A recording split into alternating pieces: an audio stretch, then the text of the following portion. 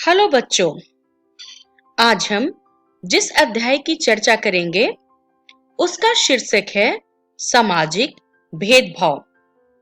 तो बच्चों, चलिए आगे बढ़ते हैं और देखते हैं कि इस वीडियो में हम किन बातों पे चर्चा करेंगे।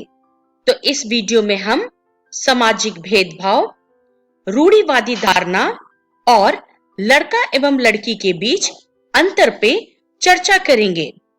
तो चलिए शुरुआत करते हैं हम सामाजिक भेदभाव से। बच्चों, आप तो जानते ही होंगे कि हमारे जो समाज में या हमारे देश में विभिन्न प्रकार के लोग रहते हैं और इन सभी लोगों का खान पान, रहन सहन, भाषा, रीति रिवाज, धर्म, उपासना सब कुछ अलग अलग होता है और यही हमारी विविधता है और भारत इसी के लिए प्रसिद्ध भी है। लेकिन बच्चों, अगर हम इसको आधार मान के लोग और समुदाय के बीच श्रेष्ठ और निम्न होने का अंतर करने लगे तो ये भेदभाव का रूप ले लेती है, जिसको हम सामाजिक भेदभाव भी कहते हैं।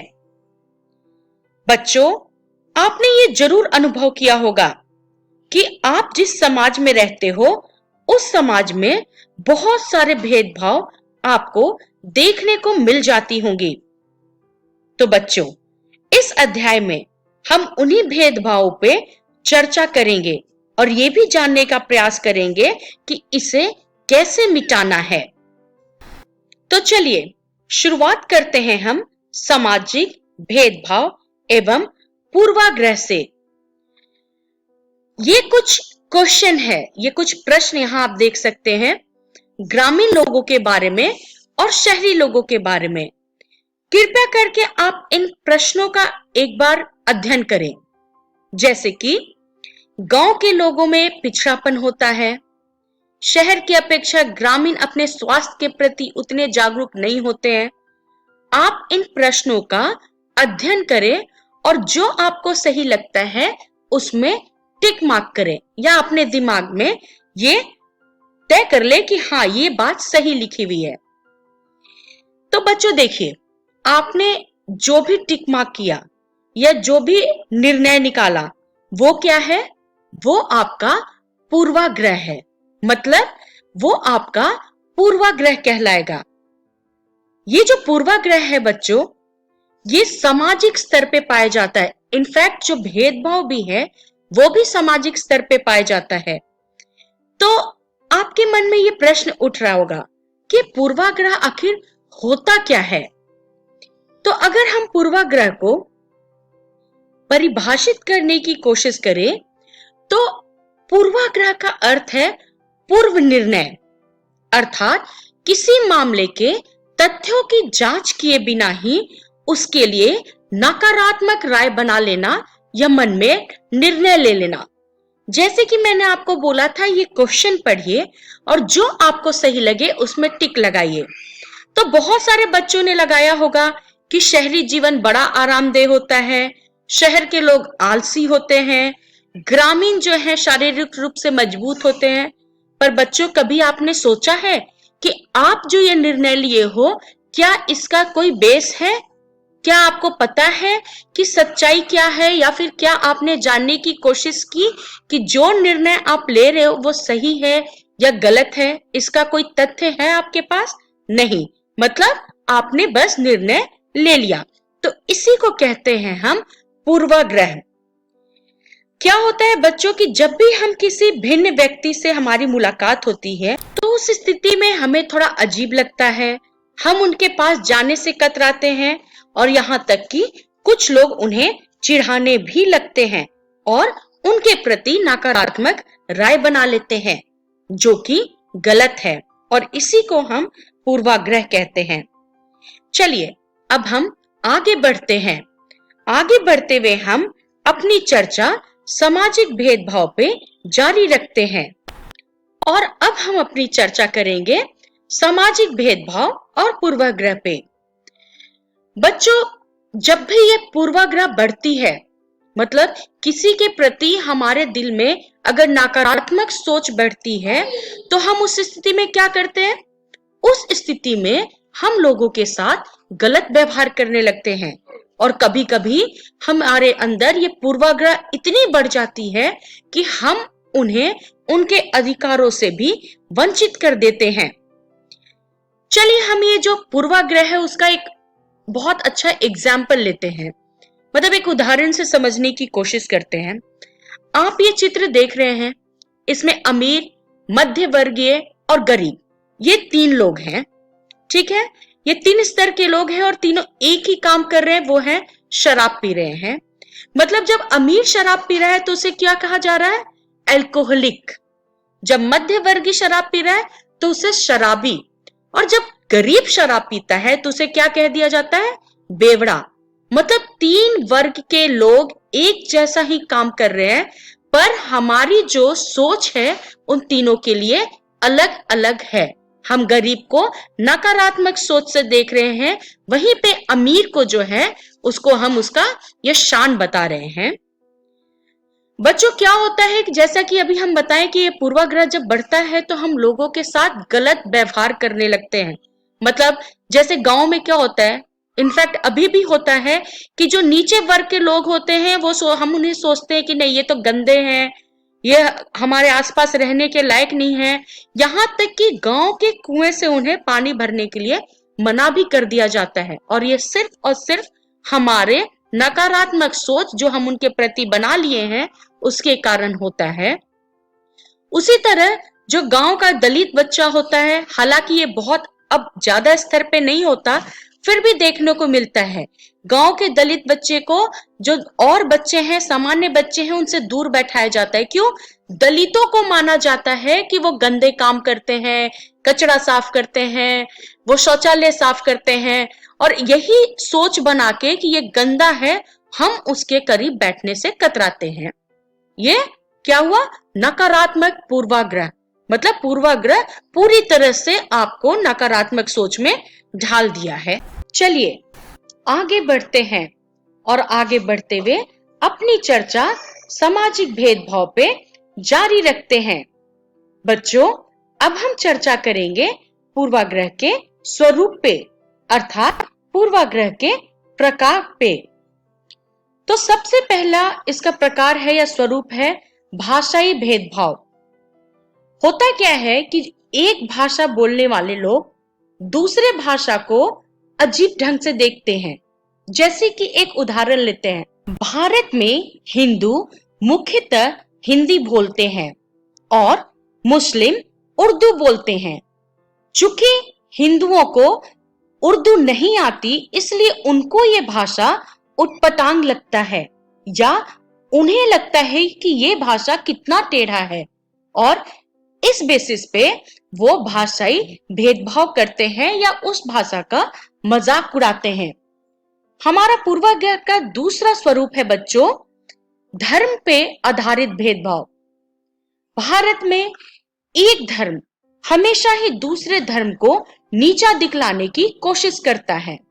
जैसे कि हिंदू धर्म समझता है कि मुस्लिम गाय खाते हैं, वो कितने गंदे हैं।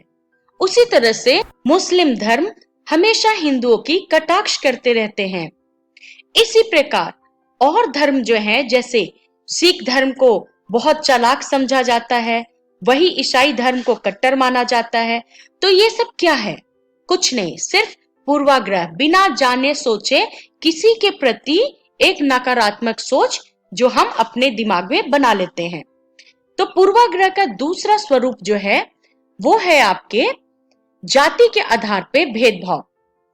हमारे समाज में जाति के आधार पे भी बहुत भेदभाव होता है। उच्च जाति के लोग निम्न जाति के लोगों को नौकर समझते हैं या समझते हैं कि ये छोटा काम करने के ही योग्य हैं, और वहीं पे जो निम्न जाति के लोग हैं वो उच्च जाति के लोगों को तानाशाह समझते हैं। चलिए पूर्वाग्रह का दूसरा स्वरूप है लैंगिक भेदभाव। बच्चों जैसा कि आप जानते होंगे, हमारे समाज में लैंगिक भेदभाव अर्थात लड़का और लड़कियों के बीच में बहुत अंतर देखा जाता है। जहां हम ये समझते हैं कि लड़के जो हैं वो शारीरिक रूप से मजबूत होते हैं, अर्थात जितने मजबूती वाले काम होते हैं, श्रम वाले काम होते हैं, वो लड़के कर सकते हैं, और लड़कियां जो हैं वो शारीरिक रूप से कमजोर होती हैं, तो जो घर गृहस्थी का काम है वो सिर्फ लड़कियां ही कर सकती हैं। जबकि आप सोच के देखो तो ये बिल्कुल गलत है। चलिए, पूर्वाग्रह का अगला स्वरूप है शारीरिक बनावट के आधार पर भेदभाव। जैसे कि आप देखते हो, इस चित्र को ही देख के आप समझ लो, क्या आपको ये चित्र देखना अच्छा लग रहा है? आप में से कम 50% लोग बच्चे होंगे जो कहेंगे नहीं। तो आप सोचो, जब वास्तविक रूप से आप ये देखते हो तो उसके प्रति आपकी कैसी सोच होती होगी, जबकि ऐसा नहीं है। शारीरिक बनावट के आधार पे भेदभाव बिल्कुल नहीं होना चाहिए। भले ही वो शारीरिक रूप से हमारे जैसे पूर्ण हो ना हो, लेकिन ये जरूरी नहीं है कि वो मानसिक रूप से भी हमारे जैसे नहीं होंगे। उनको कभी भी कम आकलन नहीं करना चाहिए। चलिए, अब हम आगे बढ़ते हैं और अब चर्चा करेंगे रूढ़िवादी धारणा पे। चलिए, तो सबसे पहले ये देखते हैं कि रूढ़िवादी होता क्या है।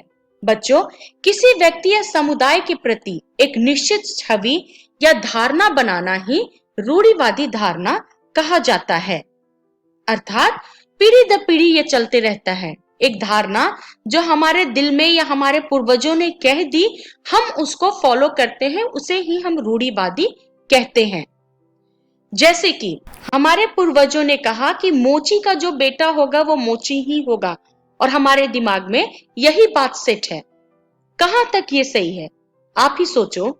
उसी प्रकार जैसे कि बोलते हैं कि जो अपराधी होते हैं उनका एक अलग ही समुदाय होता है, उनका एक अलग ही समूह होता है। जबकि बच्चों, अपराधी और अपराध का ना कोई धर्म होता है और ना ही कोई समुदाय होता है। उसी प्रकार पढ़ना लिखना सिर्फ उच्च वर्ग को लोगों को शोभा देता है, अर्थात जो दलित होते हैं उन्हें पढ़ाई से वंचित रखना चाहिए। ये पहले के जमाना में होता था, पर आज अगर ये सोच हम रखते हैं तो हम गलत हैं। उसी प्रकार रूढ़िवादी सोच ये भी है कि जो हमारे ऑफिस में या हमारे नीचे जो काम करते हैं हम उनको दबाकर चले, क्योंकि वो छोटे जाति की हैं, वो छोटा काम करते हैं, वो छोटे जाति के हैं, या इसलिए वो हर तरह से हमसे छोटा होंगे। ये क्या होता है? ये रूढ़िवादी धारणा है, जो कि आप सब जानते हो कि गलत है। काम काम होता है, हर कोई काम अपनी आजीविका चलाने के लिए करता है, इसमें कोई छोटा या बड़ा नहीं होना चाहिए। चलिए आगे बढ़ते हैं और अब हम चर्चा करते हैं लड़का एवं लड़की के बीच अंतर। हमारे समाज में जो है पूर्वाग्रह और रूढ़िवादी धारणा के कारण लड़के और लड़कियों से अलग अलग व्यवहार की अपेक्षा रखते हैं। जैसे कि आप इन चित्रों में देखिए, आपको क्या देखने को मिल रहा है? इन चित्रों में लड़कियां जो है वो घर का कार्य कर रही हैं और लड़के सिर्फ बाहर का कार्य और आराम। अर्थात हमारा समाज क्या कहता है कि औरतें घर के काम करने के लिए बनी हैं, उसे और मर्द जो है वो बाहर का काम। लड़कियों को कम पढ़ाना चाहिए और लड़कों को ज्यादा।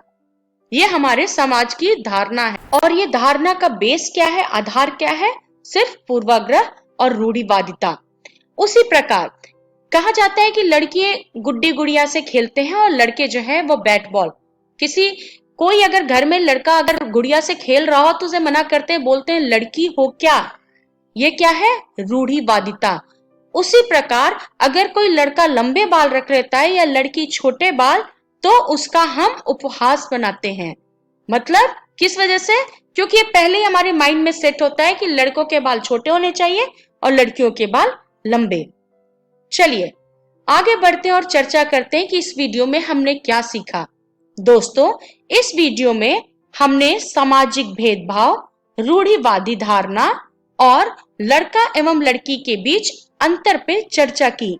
इसका रेफरेंस है सामाजिक एवं राजनीतिक व्यवस्था कक्षा 6 की पाठ्य पुस्तक। और अगली वीडियो में हम चर्चा करेंगे जातीय भेदभाव, शारीरिक बनावट के आधार पर भेदभाव और समानता के लिए आंदोलन पे। तब तक के लिए धन्यवाद।